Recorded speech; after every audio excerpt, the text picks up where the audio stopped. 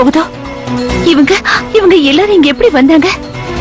என்னங்க, இவங்க எல்லாருமே துர்கா ஸ்டேஜ்ல ஆடுறத மட்டும் பார்த்தாங்கன்னா அவ்வளவுதான், எல்லாமே முடிச்சு போயிடும் பிரேம்.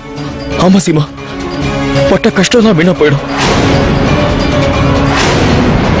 அந்த வேலு கூட நடக்கிற போராட்டம், இவங்களோட நம்பிக்கை எல்லாமே எல்லாமே முடிஞ்சிடும். இல்ல பிரேம், அந்த மாதிரி எதுவும் நடக்கிறதுக்கு வாய்ப்பே இல்ல. எப்படியாவது நாம இதை தடுத்தே ஆகணும். துர்கா ஸ்டேஜுக்கு வராம நாம தான் பாத்துக்கணும். நான் அவளுக்கு கால் பண்றேன்.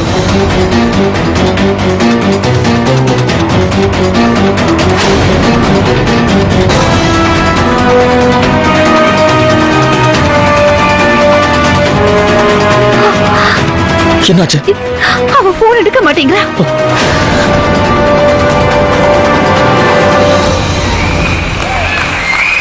சந்தோஷமா இருக்கு. எல்லாரும் எனக்காகத்தான் கத்தி கூச்சல் போட்டுட்டு இருக்காங்க. எப்பவுமே இப்படி நடக்கும் தான் நான் கனவு காணுவேன். எல்லாரும் சொன்னது உண்மை. பெரிய பெரிய ஊர்ல எல்லாமே பெருசாதான் இருக்கும். இன்னைக்கு இங்க ஆட போறேன், நாளைக்கு மும்பைல கூட போய் ஆடுவேன். வாவ், நாளைக்கு அங்க இருக்கிறவங்களும் என் பேரை கேட்டதும் கிஃப்ட் தான் கை தட்டுவாங்க. சரி துர்கா, மும்பைல நீ பெரிய ஹீரோயின் ஆகிறதுக்கு எடுத்து வைக்க போற முதல் அடி இதுதான். வா.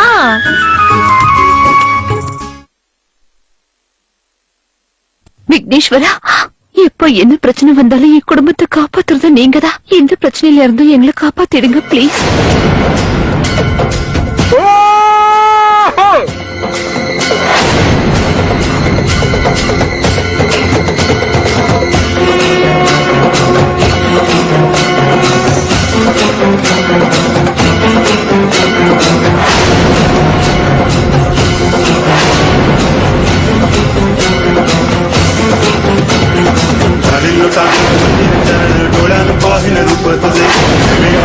आनंद पूजन भावे त्वमेव माता पिता त्वमेव बंधुश्च सखा त्वमेव विद्याचरणं त्वमेव सर्वं मम देव कायेन वाचा मनसेन्द्रियैर्वा बुद्ध्यात्मना वा वृत्तिस्वभावा करोमि यत् सकलं परस्मै नारायणाय समर्पयामि अच्युतं केशवं रामनारायणं कृष्णदामोदरं वासुदेवं हरि श्रीधरं माधवं गोपिकावल्लभं जानकीनायकं रामचन्द्रं भजे. हरे राम राम राम हरे हरे हरे कृष्ण.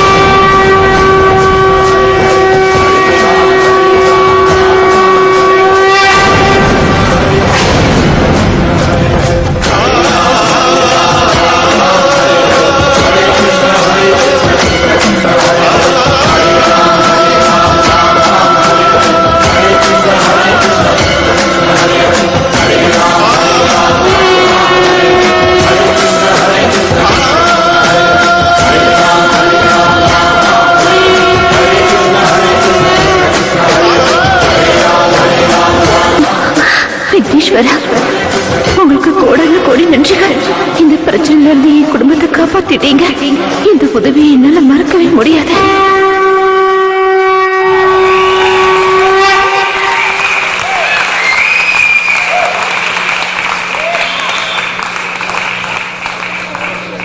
இந்த மாதிரி டான்ஸ் இல்ல, சின்ன வயசுல கூட நம்ம பார்த்தது இல்லல்ல.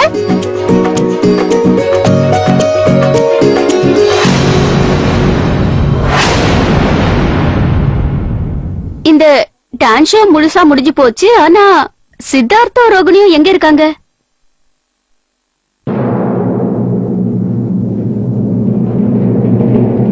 எனக்கே ரொம்ப ஆச்சரியமா இருக்கு.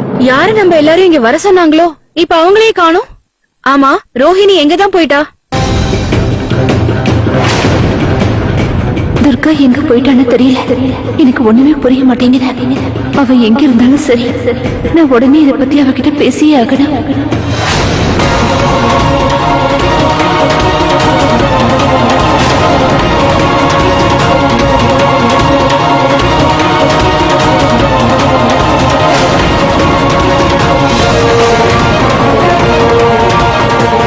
இங்க பாருங்க, நீங்க நினைக்கிற மாதிரிலாம் எதுவும் இல்ல.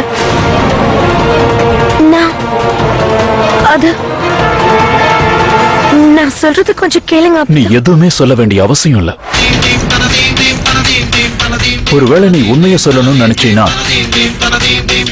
அது எனக்கு எப்பவோ தெரியும். உண்மைன்னு நான் சொல்லவா? நீ என் மனைவி ரோகிணி இல்ல.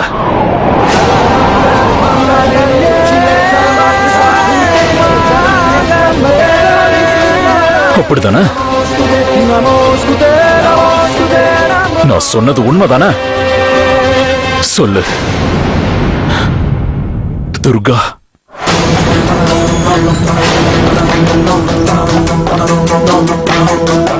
உன் பேரு துர்கா. லக்ஷ்மணபுரத்துல இருக்கிற ரொம்ப ஃபேமஸான ஒரு டான்சர் நீ. உன்னோட கனவு சினிமா உலகத்துல நீ ஒரு பெரிய ஹீரோயினி ஆகணும்னு நினைக்கிற. உன்னோட லட்சியம் வாழ்க்கையில வெற்றி அடைஞ்சு மேல மேல போகணும். அந்த இடத்தை அடைய நீ என்ன வேணாலும் செய்ய நீ எப்பவும் தயாரா இருப்ப.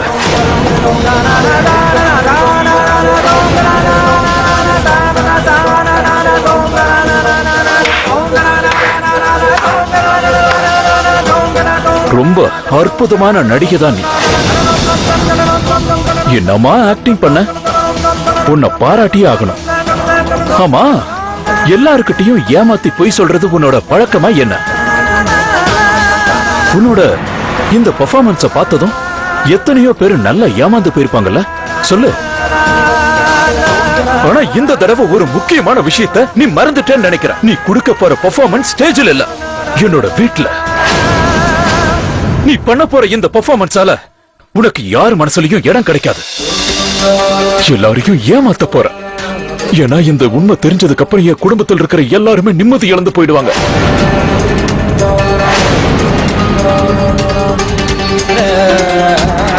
நீ ஒரு டான்சர்ங்கிற விஷயம் மட்டும் அவங்களுக்கு தெரிஞ்சதுன்னா அவங்க எல்லாரும் பாராட்டி கைத்தட்டுற சத்தம் உனக்கு கேட்காது.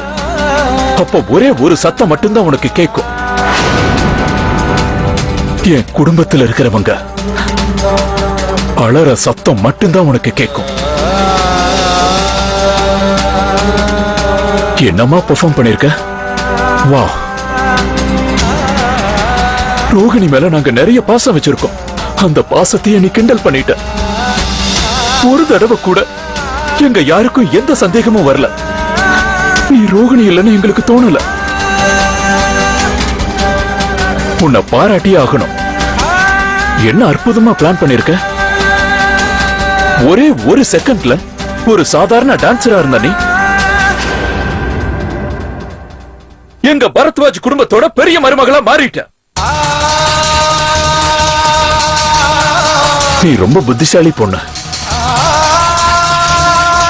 என் ரோகிணியோட இடத்துல நீ நிக்கிறல்ல, எங்க ரோகிணி எங்க எல்லாரோட மனசுல எப்படி இடத்த பிடிச்சான்னு உனக்கு தெரியுமா? இந்த முகத்தை வச்சுக்கிட்டு இல்ல, அவ எங்க மனசுல இடம் பிடிச்சது அவ மனசால, அவளோட நல்ல குணத்தால.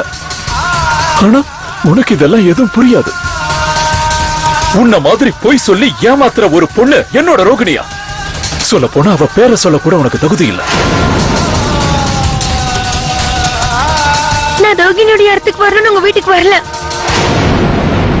இங்க பாருங்க, முதல்ல என்ன நடந்துச்சுன்னு பொறுமையா கேளுங்க. இன்னொரு தடவை உன் வாயால என் பேரை சொன்னா அவ்வளவுதான், புரிஞ்சுதா? நான் என்ன கேட்கணுங்கிற? நான் என்ன கேட்கணும்? நீ யாருன்னு சொல்லு. Who the hell are you? உனக்கு என்ன பெரிய புத்திசாலின்னு நினைப்பா? உன்னோட இந்த புத்திசாலித்தனத்தை எல்லாம் போலீஸ் வந்ததுக்கு அப்புறம் காட்டு. நீ பண்ணியிருக்கிற இந்த தப்புக்காக என் குடும்பத்தில் இருக்கிறவங்க கூட உன்னை மன்னிக்கலாம். ஆனா என்ன ஏமாத்தி நீ பெரிய தப்பு பண்ணிட்ட. அதுக்காக நான் உன்னை என்னைக்குமே மன்னிக்க மாட்டேன். இதுக்காக உனக்கு தண்டனை கிடைச்சே ஆகணும். இன்னொரு முறை மத்தவங்களோட உணர்வுகளை நீ விளையாட வேண்டிய நிலைமை வந்தா கூட நீ பயந்து ரொம்ப தூரம் ஓடிடுவ.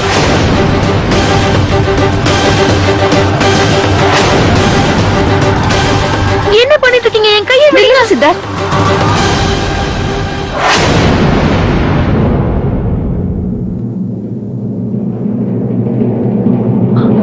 நீ வந்தது ரொம்ப நல்லதா போச்சு. இவள கொஞ்சம் கவனமா பாரு. இவ நம்மளோட ரோகிணி இல்ல. அவள மாதிரியே இருக்கிறவ இவ டூப்ளிகேட். நம்ம வீட்டுக்கு வந்து நம்ம ரோகிணியோட பேரை சொல்லி நம்ம எல்லாரையும் ஏமாத்திட்டு இருந்திருக்கா. எனக்கு தெரியும்.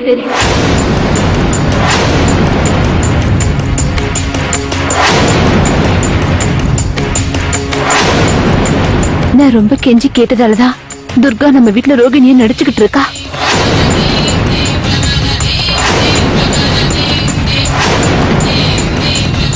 இங்க பாருங்க சித்தர், அந்த சசி கிட்ட இருந்து வேலை கிட்ட இருந்து நம்ம வீட்டை காப்பாத்துறதுக்கு நான் தான் துர்காவை ரோகிணி சொல்லி வீட்டுக்கு கூட்டிட்டு வந்தேன். நான் சொல்லிதான் இவன் ரோகிணிய நம்ம வீட்டுல நடிச்சுக்கிட்டு இருக்கா.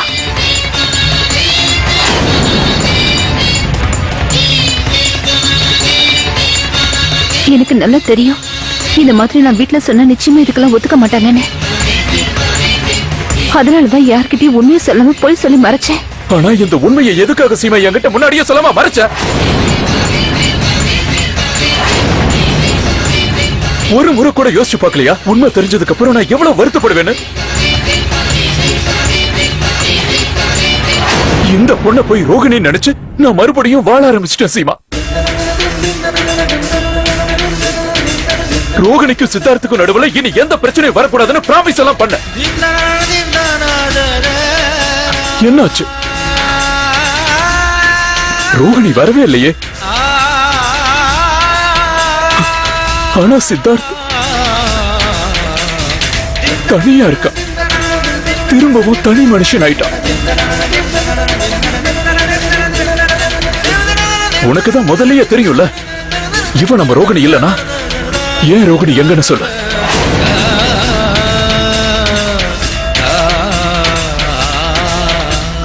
பதில் சொல்லு சீமா. சீமா பதில் சொல்லு.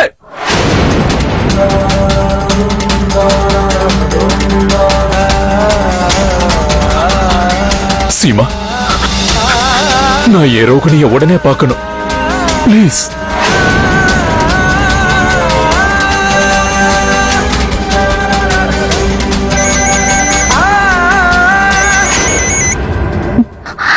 சொல்லுங்க பெரியத்த. அது வந்து ரோகிணி சித்தார்த்தம் என் கூட தான் இருக்காங்க. கொஞ்சம் வெயிட் பண்ணுங்க, நாங்க உடனே வந்துடுறோம். ஓகே சித்தார்த், நீங்க கேக்குற எல்லா கேள்விகளுக்கும் நான் பதில் சொல்றேன். ஆனா இப்ப வேண்டாம், என்ன நம்ம குடும்பமே நமக்காக காத்துக்கிட்டு இருக்க. அப்புறம் இன்னொரு விஷயம் சித்தார்த், நமக்கு கோர்ட்டோட முடிவு தெரியற வரைக்கும் துர்கா ரோகிணியா மாறி நம்ம வீட்டுக்கு வந்துதான் ஆகணும்.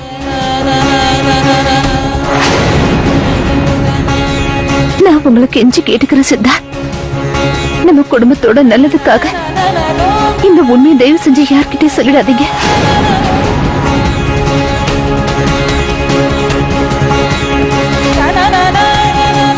எனக்கு நல்லா தெரியும் உங்க எல்லாரையும் ஏமாத்துறது நான் தான்.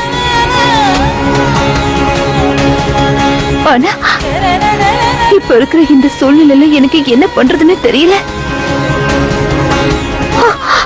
அதனாலதான் நான் இந்த மாதிரி செஞ்சு ரோகிணி இடத்துல இருந்தா கூட இதுதான் அவ்வளோ. பேசுனதெல்லாம் போதும். ரோகிணியோட பேரை சொல்லி இன்னும் என்ன எவ்வளவு தூரம் ஏமாத்த போற சீமா?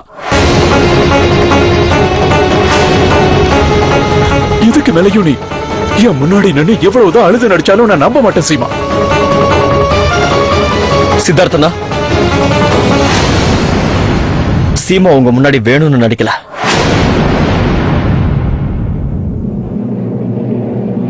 அவ உங்ககிட்ட சொன்னதெல்லாம் உண்மைதானா?